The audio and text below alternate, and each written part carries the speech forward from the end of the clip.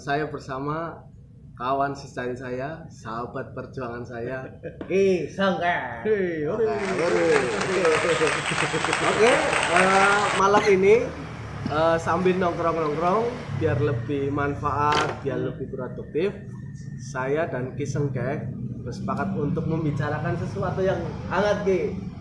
Ngobrol nopo moci karo udut ngopi. Arane Cipok dut moci ngobrol udut. Kuwi men kan. Ki lagi rame Ki soal disahkannya Undang-Undang Cipta Kerja. Karena Cipta Kerja yang membuat cilaka menurut saya Ki. Omnibus Law. Salah satunya adalah soal bagaimana beberapa tokoh masyarakat juga yang ramai ini adalah mahasiswa. Kita lihat misalnya di daerah sendiri tadi siang di Tegal, Kota Tegal, Kabupaten Sama ya. juga sama menolak dan terjadi beberapa kericuhan. Intinya sih saya sebagai dosen merdeka, dosen pergerakan mendukung adanya gerakan mahasiswa tentang penolakan itu. Soal bagaimana kemudian ada kontraproduktif, saya pribadi menilai yang paling gampang sebetulnya Ki. Nanti Ki Sengkek bisa pro dengan saya atau kontra dengan saya kira-kira gitu. Boleh. Masa harus pro terus? Kita ini kan demokrasi. Tapi jangan-jangan sampean alat pemerintah yang siap enggak ya? Boleh dikatakan 50-50. Siap. Oke, Gantung deal-dealan. Oke. Kalau saya pribadi nanti Ki Sengkek tahu. Kalau saya sederhana gampang. Kalau itu nggak bakal menyengsarakan, maka konsensus masyarakat nggak terjadi keributan.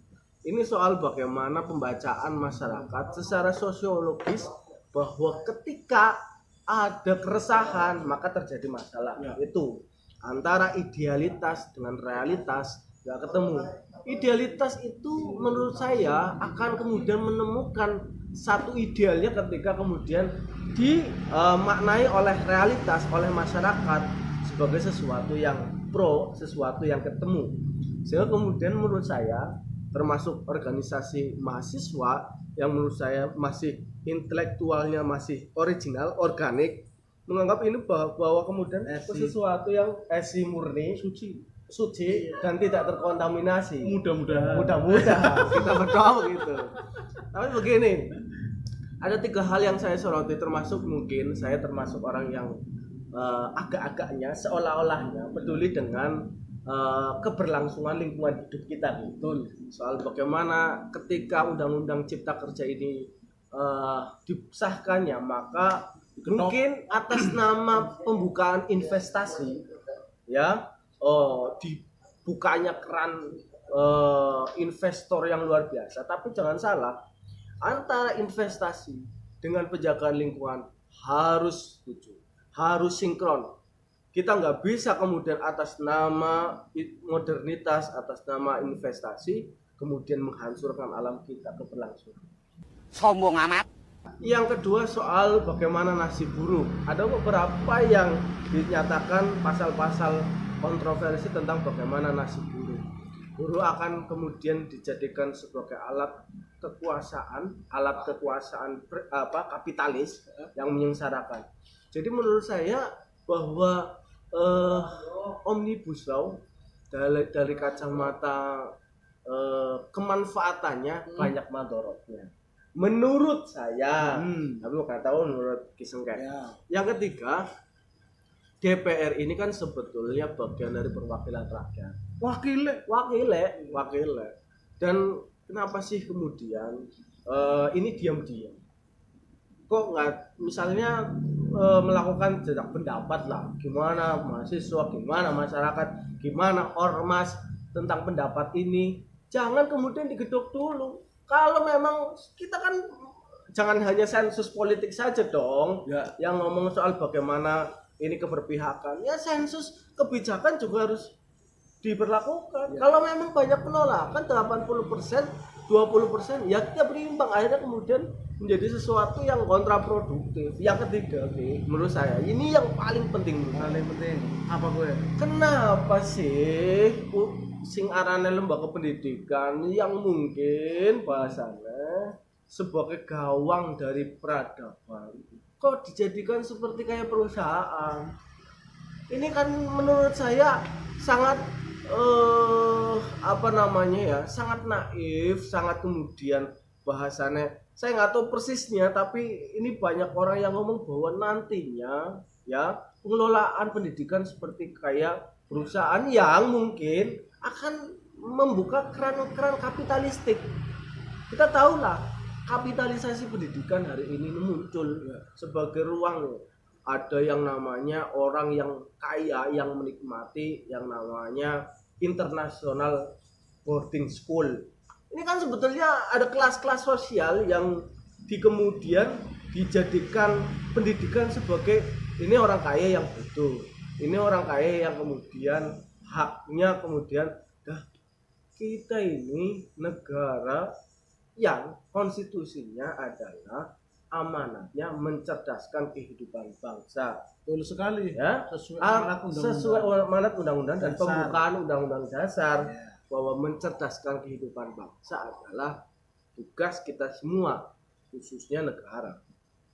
Kalau kemudian ada yang namanya kapitalisasi pendidikan yang kemudian dilegalitaskan oleh Omnibus Law, menurut saya akan memunculkan ketimpangan-ketimpangan sosial yang luar biasa. Ente waras. Yang namanya undang-undang ketika akan disahkan menjadi RUU, ketika akan disahkan menjadi undang-undang, itu pasti melewati banyak tahap. Tahu saya. Termasuk dari riset, pertama, yang kedua public hearing, yang ketiga sosialisasi, ya kan, sosialisasi baru diundangkan, kan dibicarakan di dewan, dibicarakan dengan pemerintah, mengundang ahli-ahli dan sebagainya. Itu pertama sejarah dulu. Artinya apa? Kita menilik sejarah. Ini bukan berarti saya kontra dengan sampean yo. Kita menilik sejarah. Kita lihat sejarah benar. Artinya apa? Kalau sudah melewati tahap-tahap itu, tentunya ketika ada sebuah penolakan, itu kan didengar oleh yang pemilik atau pembuat rancangan undang-undang tersebut. Sampai yakin orang kalau dilakukan. Makanya kan kita kalau sebab memang yang namanya tahapan pembuatan undang-undang ya seperti itu. Mahasiswa dilibatkan orang kayak tapi yang telah terjadi selama ini memang saya itu jarang sekali mendengar tentang ini. Yang muncul di permukaan di media-media sosial itu hanya letupan-letupan kaitannya dengan Omnibus Law itu sendiri. Tidak muncul sosialisasinya, tidak muncul kayak berita tentang public hearing-nya, tidak muncul tentang istilahnya bagaimana teman-teman akademisi dilibatkan dalam hal ini untuk kaitannya dengan riset dan sebagainya. Itu yang sama sekali saya tidak mendengarnya. Nah, artinya proses pembuatannya itu yang menjadi masalah juga. Mungkin jadi masalah. Mungkin. Itu mungkin loh. Sebab kita kan bicaranya saya bukan orang Senayan. Makanya kemudian terkesan sembunyi-sembunyi rada dibenarkan karena kita kan ada media, saya juga ngikutin media DPR RI loh. Kemudian kaitan dengan isi. Kaitan dengan isinya. Seperti tadi saya sampaikan bahwa pembahasan sebelum undang-undang itu disahkan. Pasti banyak sekali harusnya. Pertama katanya dengan tadi soal panjenengan tentang undang-undang lingkungan hidup yang katanya tertanya istilahnya menjadi sebuah permasalahan besar. Di pemerintah dalam hal ini kan punya yang namanya Kementerian Lingkungan Hidup. Bu Siti Nurbaya sebagai pemegang policy di bidang Kementerian Lingkungan Hidup. Nah, di situ kan ada istilahnya, pastilah diajak bicara, kudune. Nah, orang mungkin lah menurut saya ketika pemerintah itu tidak mengajak istilahnya Ibu Menteri dalam hal ini Kementerian Lingkungan Hidup bicara tentang Omnibus Law yang tadi jadi sebuah tapi masalah. soalnya paradigmanya soal bagaimana gencatan pembangunan investasi, tapi kemudian ada catatan-catatan dari undang-undang lingkungan hidup yang mungkin kontraproduktif gitu. Itu kan permasalahan internal antara para pembantu beliau sebagai presiden, ya kan? Berarti ada apa di situ? Iya, perlu dipertanyakan ini ya. Amit, saya tidak pernah berseudon sedikit pun dengan pemerintah dalam hal ini Pak Presiden Jokowi. Mereka sudah bekerja dengan baik, artinya itu total. ada Kementerian Lingkungan Hidup yang dipermasalahkan tadi. Yang berikutnya adalah kaitannya dengan masalah sekolahan. Iya, sekolahan menjadi sebuah lembaga kapitalis, menjadi sebuah perusahaan. Kalau kacamata saya itu melihat zaman yang sekarang modern begini, artinya apa, di tengah globalisasi, baik itu tentang pendidikan, baik itu tentang media, baik itu tentang pembangunan dan sebagainya. Artinya apa? Ada yang deleng pemikiran Indonesia tentang kapitalisme itu mungkin tafsir dari pihak-pihak yang istilahnya memandang itu sebagai kapitalis. Tapi kalau saya menurut sudut pandang saya sendiri, itu saya melihatnya apa? Bagaimana pemerintah itu mengatur biar seluruh sekolah-sekolah itu menjadi berbasisnya adalah basis kompetensi. Artinya apa? Berkompetisi untuk menjadi yang terbaik. Makanya muncul tadi diterapkan dalam undang-undang Omnibus Law. Celakanya, ini bicara celakanya. Kadang maksudnya bukan celakanya, yang menjadi pertanyaan. Bidang akademisi itu bagian apa diundang wis ngerti aja kayak gua mengharap dari optimis Ridho. Artinya begini. Kita melihat segala sesuatu itu memang harusnya itu melihat itu dari segala segi, dari segala aspek. Jangan kita itu melihat dari satu sisi, dari kacamata diri sendiri, tapi harus juga melihat second opinion. Pendapat orang lain itu sangat penting menjadi sebuah kontrol terhadap diri kita sendiri untuk agar tidak menjadi aku. Aku. Berikutnya, kaitannya berita-berita yang berada di masyarakat pun harusnya menjadi sebuah pelajaran, Kang Samsul. Semakin canggih sebuah teknologi, akan semakin canggih pula orang untuk berbuat jahat dalam teknologi. Hoax yang tersebar sebelum adanya penetapan undang-undang ini juga sudah sangat marah. Dan dilakukan oleh media-media mainstream.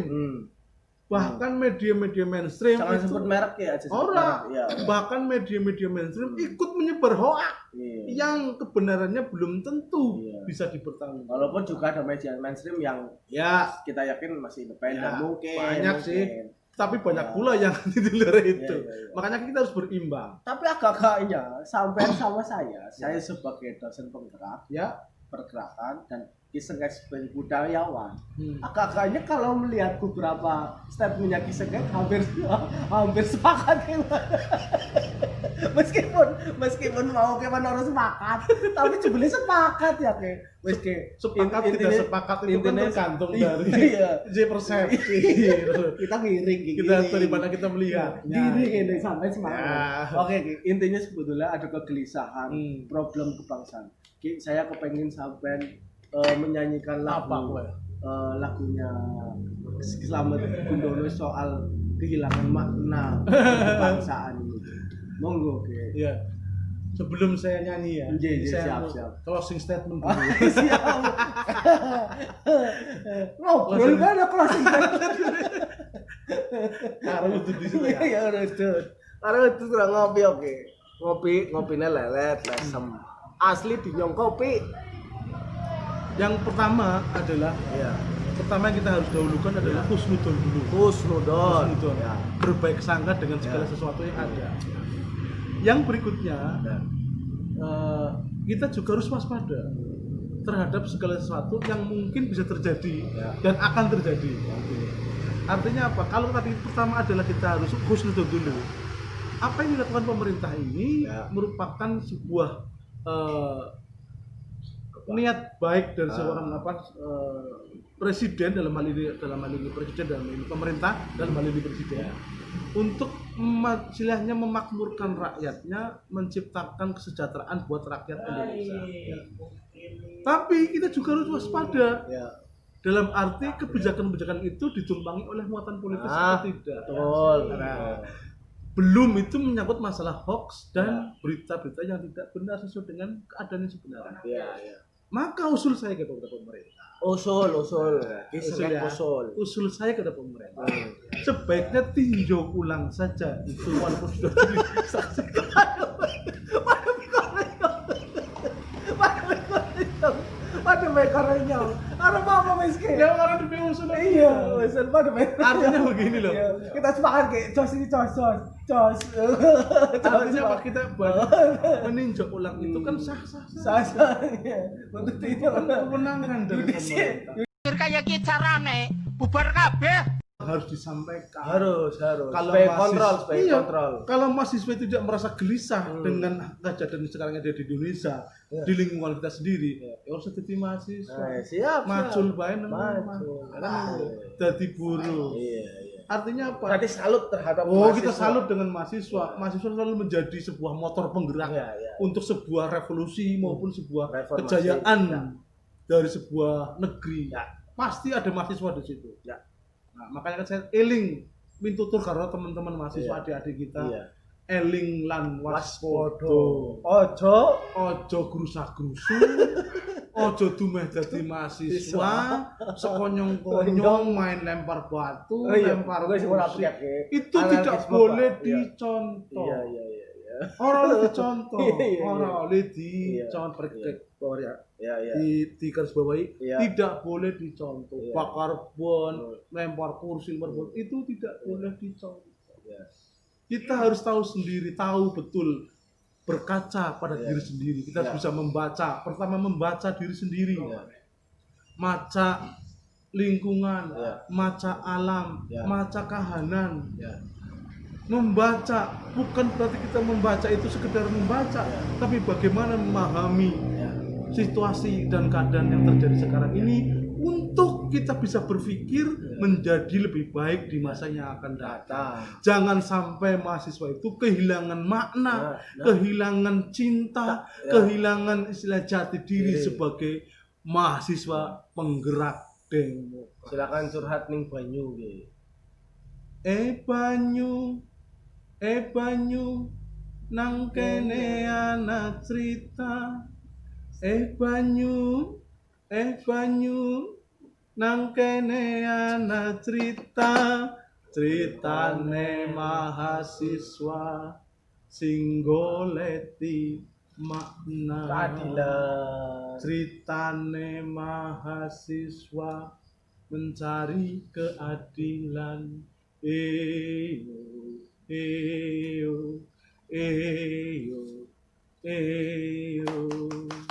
Terima kasih.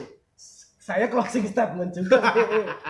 Intinya kegelisahan saya juga termasuk bagaimana saya ini santrinya, muridnya, ketua umum PBNU Kiai Said Akil Siroj yang selama juga